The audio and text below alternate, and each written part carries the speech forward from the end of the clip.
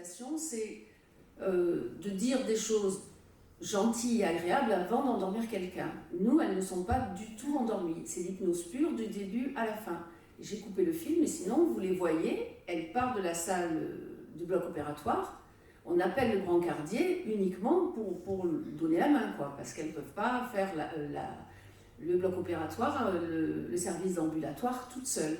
Mais elles partent voilà, sur leurs pieds. Si elles sont un peu plus âgées, c'est un fauteuil roulant, mais elles ne partent pas en brancard, elles ne passent pas en salle de réveil.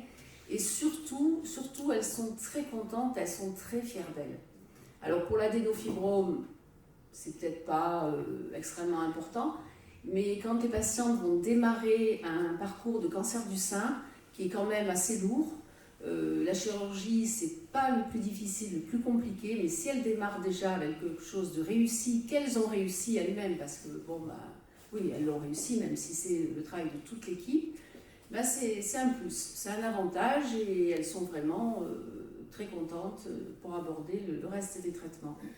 Et c'est toujours des drogues anesthésiantes en moins. Donc le principe de l'hypnose préparée, c'est pas l'hypnose de Mesmer où vous êtes dans une salle, vous ne vous attendez pas, il y a quelqu'un qui vient pour vous hypnotiser.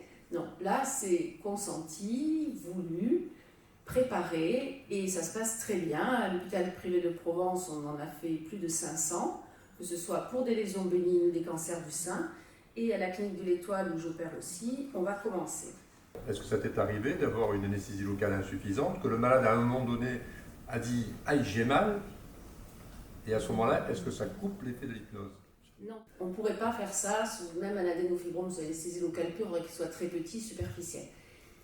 L'hypnose, il faut vraiment que la conscience de la patiente soit ailleurs.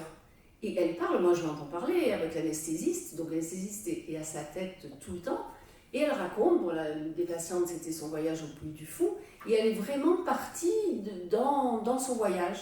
Et bon, en fait, avec l'habitude, moi je sais quand elle va avoir mal, parce que ses tissus se contractent avant qu'elle ne fasse... Donc j'arrête et là je réinjecte.